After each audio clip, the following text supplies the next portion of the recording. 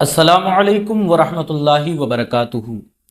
قبر کو مٹی دینے کے بعد میں جب منہا خلقناکم وفیہا نعیدکم ومنہا نخرجکم تارۃ اخری یہ دعا پڑھ لی اور اس کے بعد میں مٹی جو ہے قبر کو دے دی، تو اب جو مٹی ہاتھوں پر رہ گئی ہے کیا اس کو وہیں پر جھاڑ دینا درست ہے، یا قبرستان کے ایک کنارے پر آ کر کے اس کو جھاڑا جائے، یا اگر وہاں پر ہینڈ پمپ ہے تو اس کو وہاں دھو لیا جائے، یا پھر وہ لوگ جو مٹی لے کر کے گھر آ جاتے ہیں اور گھر پر آ کر دھوتے ہیں، تو کیا اس قبرستان کی مٹی سے ان کے گھر میں کوئی نحوست کوئی پریشانی آیا کرتی ہے؟ آخر یہ ماجرا کیا ہے اور یہ سوال کیوں ہمارے ذہنوں میں گردش کرتا ہے؟ انشاءاللہ آج کی اس ویڈیو کو مکمل طور سے دیکھیں، آپ کو آپ کے اس سوال کا جواب بھی ملے گا، اور ساتھ ہی ساتھ آج کی اس ویڈیو میں ہم یہ بھی ذکر کریں گے کہ نماز جنازہ کو پڑھنے کا مختصر طریقہ کیا ہے۔ بہت کم الفاظ کے اندر ہم انشاءاللہ قیمتی بات آپ کے سامنے رکھنے کی کوشش کریں گے۔ اللہ تعالیٰ سے یہی امید کرتے ہیں کہ اللہ تبارک و تعالیٰ ہم سب کو صحیح معنی میں دین سیکھنے سمجھنے کی اور پھر اس پر عمل کرنے کی توفیق عطا فرمائے۔ تو آئیے حضرات، سب سے پہلے ہم ابتداءً جو ہے نماز جنازہ کا طریقہ دیکھتے ہیں بہت مختصر انداز میں، کہ نماز جنازہ کس طرح پڑھی جاتی ہے اور اس کے اندر کیا کیا ہوتا ہے۔ دیکھیے، کوئی بھی کام جب آپ ابتدا کرتے ہیں دین کا، تو اس کے لیے آپ کی نیت کا معتبر ہونا سب سے زیادہ ضروری ہے۔ آقا علیہ الصلوۃ والسلام کی حدیث بخاری شریف کے اندر انما الاعمال بالنیات وانما لکل امرئ ما نوی، کہ بے شک ہر چیز جو ہے، تمام اعمال کا دار و مدار جو ہے وہ نیت پر ہے، اور انسان کو وہی ملتا ہے کہ جس کی اس نے نیت کی تھی۔ اب بہرحال کسی شخص کی نیت یہ تھی کہ میں گھر سے وضو کر کے نکلا ہوں، 4 رکعت نفل پڑھ لوں، اب راستے میں کوئی اور کام میں بزی ہو گیا وہ، تو اللہ تبارک و تعالیٰ اس ارادہ کرنے کی ہی سبب میں اس شخص کو اس نیکی کا ثواب عطا کر دیا کرتا ہے۔ لیکن گناہ کا معاملہ ایسا نہیں، کیونکہ اللہ تبارک و تعالیٰ قہار و جبار ہے، لیکن اس سے زیادہ اس کی شان رحیمی کریمی ہمارے سامنے ہے۔ وہ اللہ تبارک و تعالیٰ جب کوئی گناہ کا ارادہ کرتا ہے اور گناہ نہ کر پائے، تو میرا رب اس کو اس کے ارادے پر گناہ اس کے حق میں نہیں لکھا کرتا، بلکہ اس گناہ سے بچ جانے کی وجہ سے اس کو ایک نیکی پھر بھی عطا فرمایا کرتا ہے۔ تو یہاں نیت کی آپ کے بات سمجھ گیا کہ نیت کتنی ضروری ہے۔ لیکن اگر کسی شخص کی زبان پر نہ آ سکے یا اس کو یاد نہ ہو سکے، تو وہ شخص یوں نہ گھبرائے کہ میری جو ہے میں کہہ نہیں پاتا تو میری نماز نہیں ہوگی، ایسا نہیں ہے۔ مستحسن مستحب عمل ہے، اگر کہہ لیا تو ثواب ہے، نہ کہا تو اس میں کوئی پریشانی والی بات نہیں۔ بہرحال آپ وہاں جا کر کے کھڑے ہو کر اللہ اکبر کر لیں، آپ کی نیت اللہ تبارک و تعالیٰ آپ کے دل سے جاننے والا ہے۔ پھر بھی جو ہے بتاتے چلیں کہ نیت آپ کو جو ہے وہ کس طرح کرنا ہے۔ تو دیکھیے، نیت آپ کو اس طرح سے کرنا ہے۔ نیت کی میں نے نماز جنازہ فرض کفایہ کی 4 تکبیروں کے ساتھ واسطے اللہ تعالیٰ کے، اور دعا اس میت کے واسطے پیچھے اس امام کے منہ میں کعبہ شریف کو اللہ اکبر، خود ہی امام ہے تو امام کا لفظ نکال دیں، پھر دوبارہ سن لیں۔ نیت کی میں نے نماز جنازہ فرض کفایہ 4 تکبیروں کے ساتھ واسطے اللہ تعالیٰ کے، دعا واسطے میت کے، پیچھے اس امام کے منہ میں کعبہ شریف کو اللہ اکبر۔ اور اگر اس کے اندر یہ لفظ بھی بڑھا لیں گے، جس طرح کہ عربی کی نیت کا ترجمہ ہوگا والصلاۃ للرسول کا، تو کیا کہیں گے کہ درود واسطے رسول اللہ کے، یعنی کہ یہاں پر اللہ کے رسول علیہ الصلوۃ والسلام پر درود بھی پڑھا جاتا ہے۔ تو اب یہاں پر آپ کی یہ نیت جو ہے وہ میں امید کرتا ہوں آسان بھاشا کے اندر بالکل یہ نیت ہے، یہ سمجھ میں آ گئی۔ اس کو 2-4 بار ریوائنڈ کر کے آپ لوگ یاد کر لیں۔ اب اس کے بعد میں آگے چلتے ہیں۔ جیسے ہی آپ نیت کریں گے تو امام صاحب بھی اللہ اکبر کہہ دیتے ہیں، تو آپ کو اللہ اکبر کہہ کے ہاتھ باندھ لینا ہے۔ اب ہاتھ باندھنے کے بعد میں لوگ کیا کرتے ہیں، جب دوسری تکبیر ہوتی ہے نا، تو اس دوسری تکبیر پر لوگ اس طرح سے چہرے کو اپنے بار بار اٹھاتے ہیں، اللہ اکبر جیسے ہوتا ہے تو چہرہ اٹھاتے ہیں بار بار۔ تو یہ جو ہے غلط عمل ہے، اس کو نہ کریں۔ اس طرح سے کرنا نماز کے اندر جائز نہیں ہے۔ اگرچہ یہ دعا ہی ہے، لیکن اس کی جو ایک صورت ہے کھڑے ہو کر کے نیت کرنے کی، وہ نماز ہی کی طرح ہے، تو اس کا احترام کرتے ہوئے باقی اس کے احترام کو باقی رکھیں۔ اور وہ کیا طریقہ ہوگا کہ آپ اللہ اکبر پہ صرف کہیں اللہ اکبر، باقی جو ہے اپنی زبان کے علاوہ اور کسی چیز کو حرکت میں نہ لائیں۔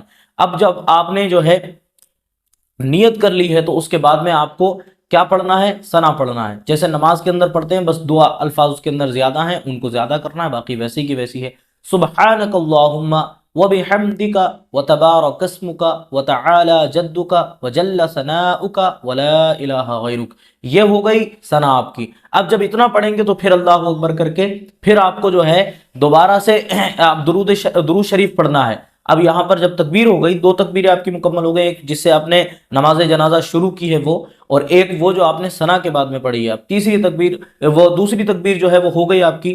تو اب آپ کو کیا کرنا ہے، اب آپ کو پڑھنا ہے درود ابراہیمی، اللہم صلی علی محمد وعلی آل محمد कमा सल्लैता व सल्लमता व बारकता व रहिमता व तरहमता अला इब्राहीम व अला आलि इब्राहीम इन्नका हमीदुम मजीद।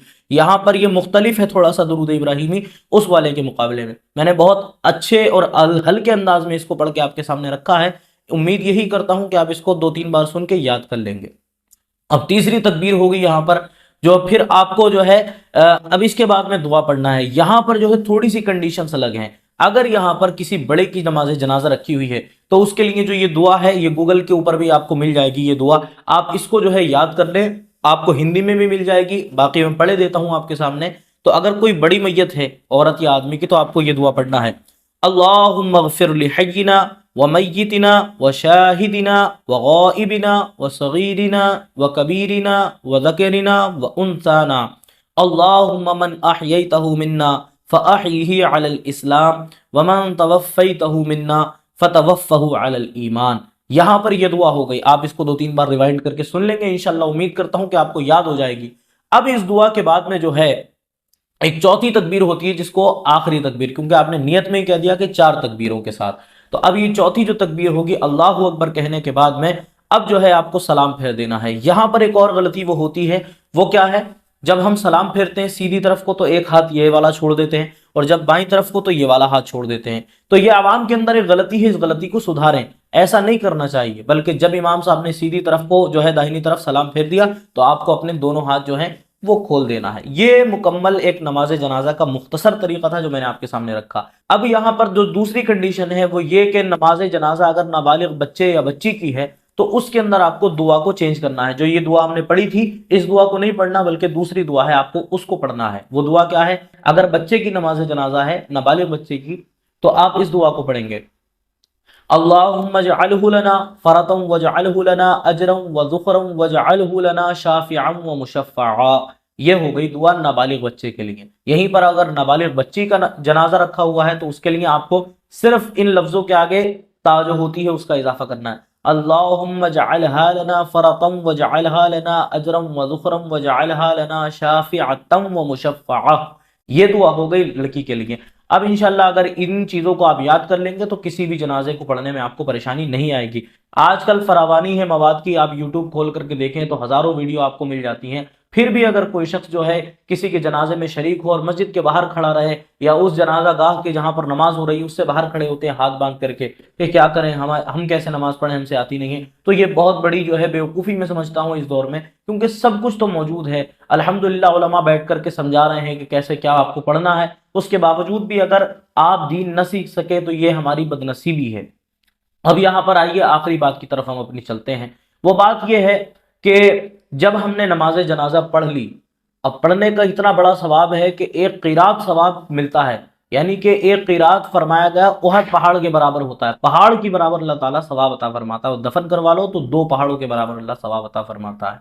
तो यहाँ पर हमें ये तो पता है कि नमाज जनाजा में शरीक होने के क्या फ़ायदे हैं, क्या उस दफन में होने के शरीक होने के फ़ायदे हैं, लेकिन जो गलती होती है हमारे यहाँ वो ये होती है कि हमने कुछ चीज़ों को बहुत ज़्यादा मनहूस समझना, बुरा समझना शुरू कर दिया है। कब्रिस्तान की मिट्टी, एक न एक दिन हमें भी वहीं पे जाना है, तो उसको बुरा क्या समझना।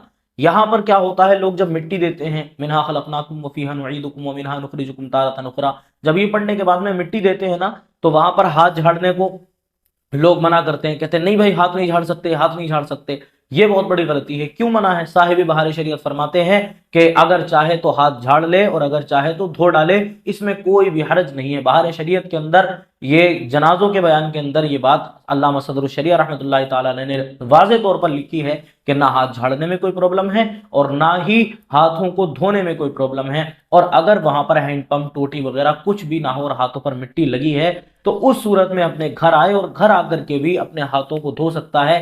इस मिट्टी के अंदर या इन हाथ को धोने में कोई कबाहत, कोई जो है बुराई और कोई भी नहुसत वगैरह नहीं है। ये सिर्फ और सिर्फ अवाम के धोखे हैं जो आपस में एक दूसरे से देते चले आ रहे हैं और सदियों से ही चलते चले आ रहे हैं। इन गलत रसूम और रवाइज को जो है निकालें और इंशाल्लाह जो सही दीन है, आसान दीन है, उसकी तरफ चलने की कोशिश करें। अल्लाह तबारक व तआला से गुजारिश है, मौला ताला हम सबको सही दीन सीखने की, उसको समझने की, फिर अमल करने की तौफीक अता फरमाए और अल्लाह ताला बुरी रसूमात को हमारे अंदर से निकाल कर सही दीन को हमारे दरमियान में फैलाने की हमें तौफीक अता फरमाए। आमीन। अस्सलामु अलैकुम व रहमतुल्लाहि व बरकातुहू।